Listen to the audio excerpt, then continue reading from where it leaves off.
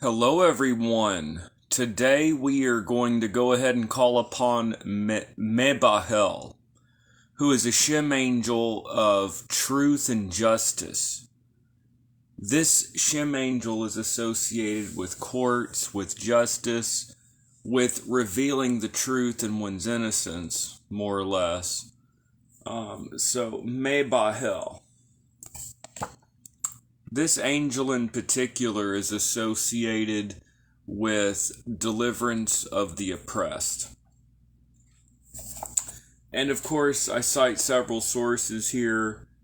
Of course, we have the writings of Agrippa. We have Reuchlin. Very important texts from the 17th century, Athanasius Kircher's Oedipus Egyptiacus.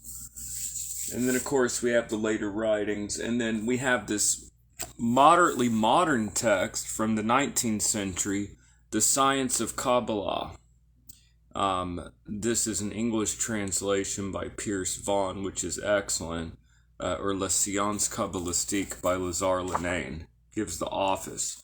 Today we're talking about Shem Angel number 14, Mebahel. And we're going to call upon this angel together. Now, this is all part of Renaissance angel magic. Magic, basically summoning of spirits and scrying and communicating with spirits through scrying crystals and things like that, as a way to summon and invoke the spirits, the powers that be, so to speak, beyond the cosmos, the powers that kind of govern the cosmos. If we can kind of get in touch with the powers that control it all, then we can kind of manipulate the system. And, it is interesting. I try not to tell people what to believe in my videos, but it's very interesting. I've had very interesting experience with the Shem angels through rituals, through magic, through astral projection, through using the different techniques that I talk about in my videos so that y'all at home can use these methods. But many people in the comments make it very clear that many people have had many amazing experiences. Literally, people's lives turn around. People that have practiced other forms of magic all their lives, in fact. People that have practiced all kinds of different types of magic. Everything from Wicca to Voodoo to Lucumir Santeria to all these different traditions. And then they come to something like the Shem angels, and it blows their minds because you can call on the name of an angel and events seem to change. Events seem to rapidly change. It becomes very interesting. So I don't want anyone to just believe in anything, but I want people to try it out. So Mebahel, the divine attribute in this angel, I don't know why it was translated just as in the science of Kabbalah, the divine attribute, it says conservative God, but no, the Latin of Oedipus Egyptiacus, it says Deus custos et servator, God the protector and watcher. So the divine attribute embodied in this angel is God the protector and the watcher. God the protector and the watcher. Again, the Latin of Oedipus Egyptiacus is Deus custos et servator. The Psalm verse is verse 9, Psalm 9, verse 9, so 9:9. The Lord also will be a refuge for the oppressed, a refuge in times of trouble. So, with the Shem angels, we have the name of the Spirit. We know that this angel governs 5 to 10 degrees of Gemini. Right now, the sun is in 5 degrees of Gemini. Or actually, it's in 6 degrees right now at the time of making this video. So we have about 4 days left. that the sun is going to be in this quinary governed by this angel according to the tropical zodiac. So the method that I use in my videos, the method I use normally at the hour of the sun, just any time during that 5-day period, any day during the hour of the sun, I'll call on the angel, recite the psalm verse, and I'll have an interaction. So, but there are many different techniques to use with this angel. Today, I actually wanted to talk a little bit also about the deacons. I've actually left a lot out, but I need to go into the deacons.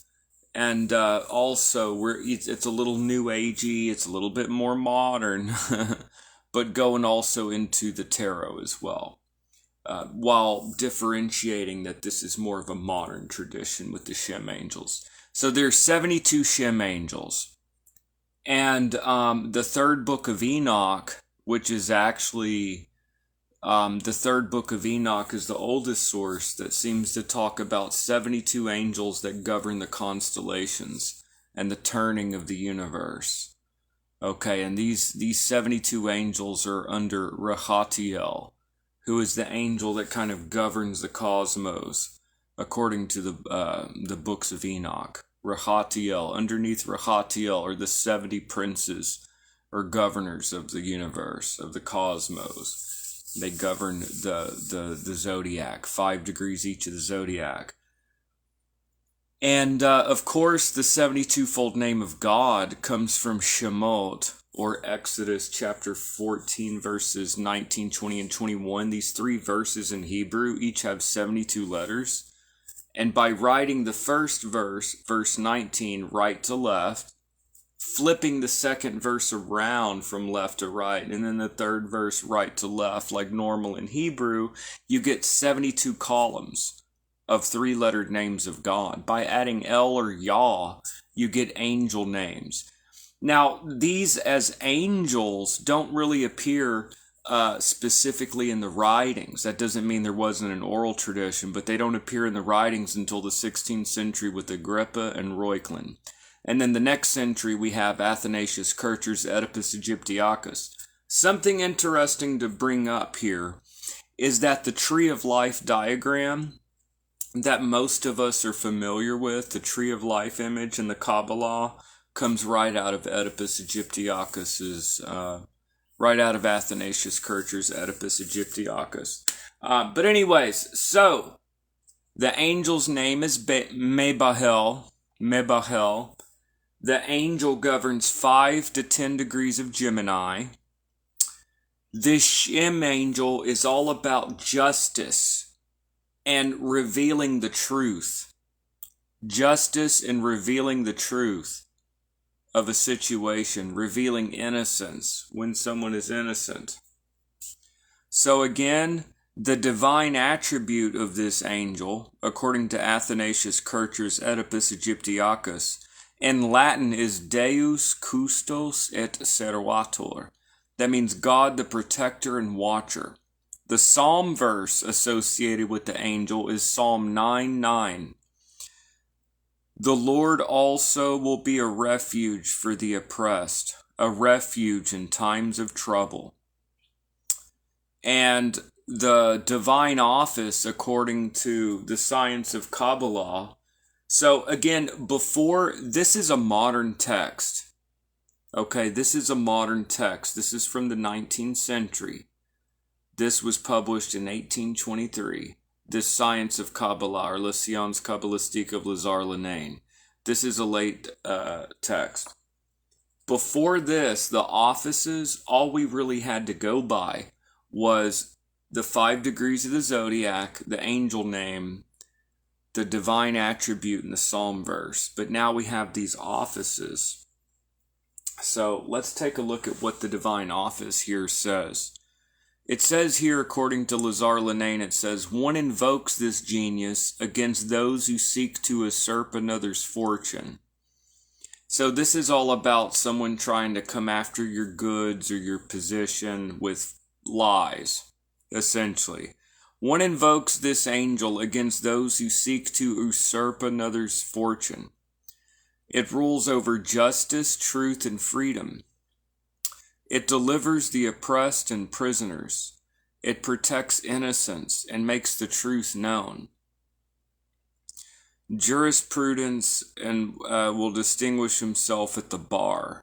So it's associated with courts. So more than anything, though, this angel protects innocence and makes sure that the truth is known. So let's say that someone is speaking falsely about you, or let's say that there are false accusations about you and it's just not true. This is specifically the angel to go to. So, again, now what if you're not dealing with this situation? Well, do you know anyone else that's dealing with the situation? So let me read this office again. One invokes this genius against those who seek to usurp another's fortune. Is somebody coming after your job, or after your partner, or after your stuff, or is anyone trying to like spread rumors to try to take what is yours? Your reputation, your job, anything. So also this angel rules over justice, truth, and freedom.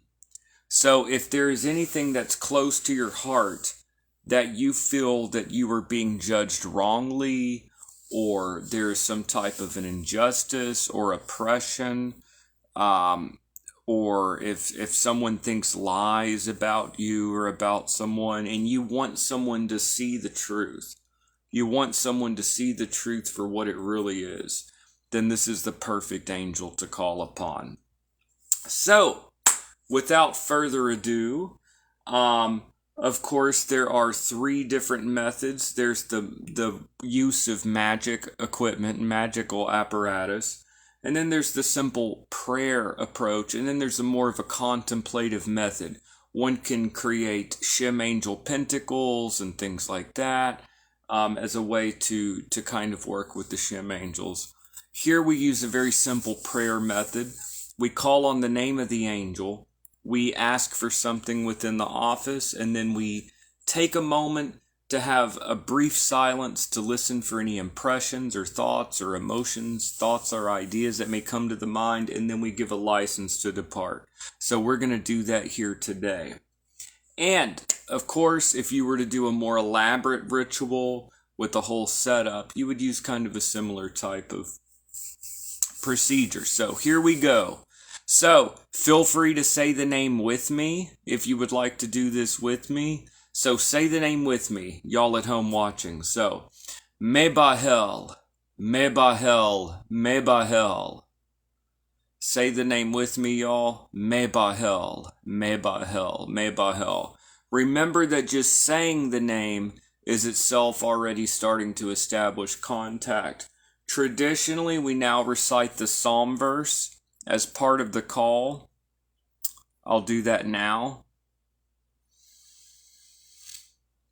The Lord also will be a refuge for the oppressed, a refuge in times of trouble. Mebahel. We ask that you spread your blessings across the earth. Mebahel.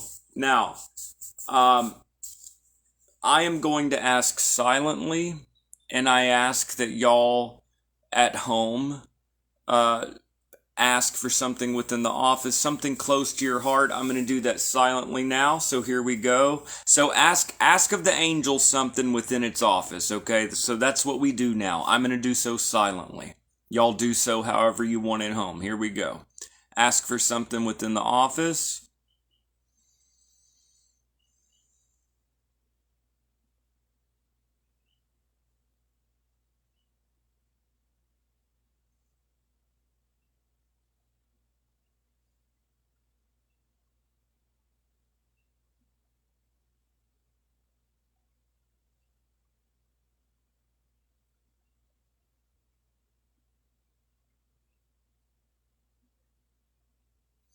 And now let's take a moment to be receptive to any kind of thoughts, impressions, emotions, anything that may come to the surface of the mind.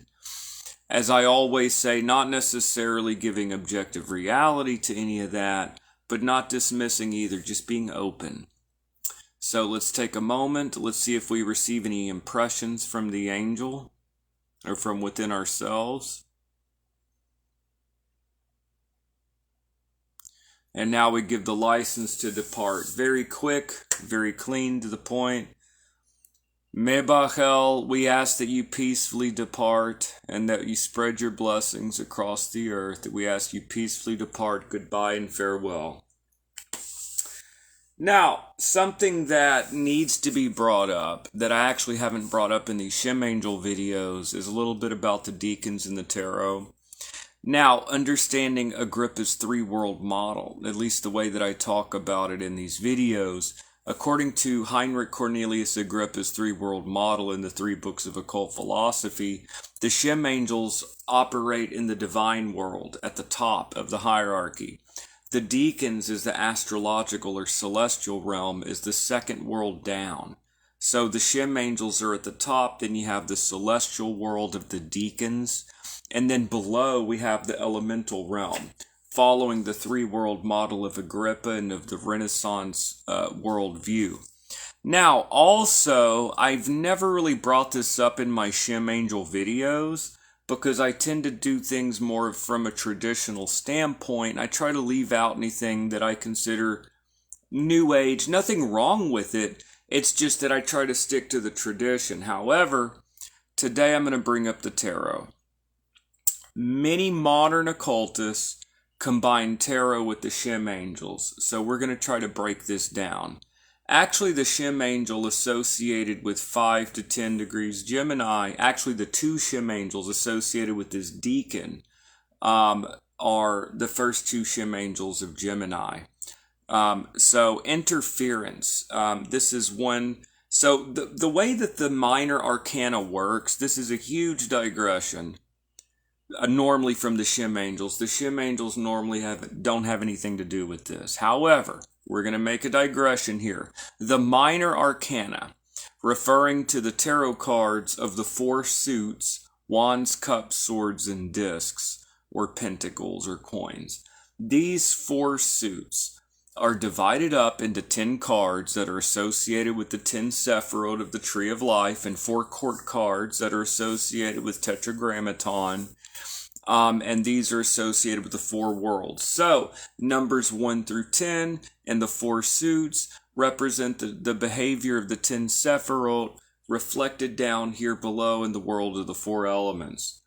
Now, second of all, the second thing we have going on that is totally unrelated is the movement through the deacons. So the aces are off to themselves. I know this sounds super complicated, but the more we work through this material, both with the Shem Angels and then separately with the tarot, the more we work through this material, the simpler it will become. Essentially, the minor arcana, the pip cards numbered 1 through 10, accepting the aces. If you cut out the aces, 4 times 9 is 36. There's 36 minor arcana cards, 36 2 through 9 in the 4 elements. And these are associated with the 36 deacons. Okay. This is basically every sign of the zodiac has 3 deacons, and it's basically a cycling through the planets in the 3 different deacons of the zodiac. So anyways, each deacon, this actually goes back to ancient Egypt, and I haven't really talked a whole lot about deacons in my videos, but we have the Picatrix, we have various astrological texts that talk about how to work with the deacons for magic. But with the Shem Angels, we just need to understand that the tarot is kind of a picture book, and that the minor arcana in these modern occult decks that we have, the minor arcana is kind of a sub-elemental reflection of the 10 Sephiroth in the 4 elements reflected down. Also, totally unrelated, the deacons. So, therefore, for example, both this angel and Yezalel, the last one, and this one, Mebahel, the first 2 Shem Angels, because each one governs 5 degrees, governs the 10 degrees of this deacon, which happens to be Jupiter in Gemini, and referred to here as interference. So that is not something that I plan to go a lot into in these videos, because it is a little bit kind of a modern thing, but something that we should address. So tarot and the Shem, and that's a whole other thing. Actually, I think I plan to make another video going back into tarot, and we're going to talk about working with spirits with the tarot cards and how to use the tarot as a initiatic picture book, and also as for astral projection. Whether astral projection be objectively real or whether it be a traveling within the mind, what we have is an esoteric picture book that we could use for astral journeying and things like that. And also we can communicate with spirits so that we can kind of see through the tarot what forces are being reflected down into this world, what kind of forces are up there, kind of in the aethers waiting to be manifested down. And then also through the use of evocation or talismans, we can make corrections. We could see what are the predominant energies at work, and we could remedy that through the use of talismans or evocation. But anyways, so enough of that. That just needed to be brought up. So back to the original topic, Mebahel. Mebahel is Shem angel number 14, governs 5 to 10 degrees of Gemini, and is associated with justice and truth, and demonstrating innocence when you are innocent, and the truth will set you free. So there's a Shem angel of justice, okay, and that delivers the oppressed. So hopefully all of you at home are going to work with this angel. You're going to find something important to you in your life that fits in with the office of this angel, and hopefully all of you at home are going to have some kind of powerful experience, whatever approach that you take with these. And, and I will see y'all in the next video. Hope everyone's having a great morning, y'all.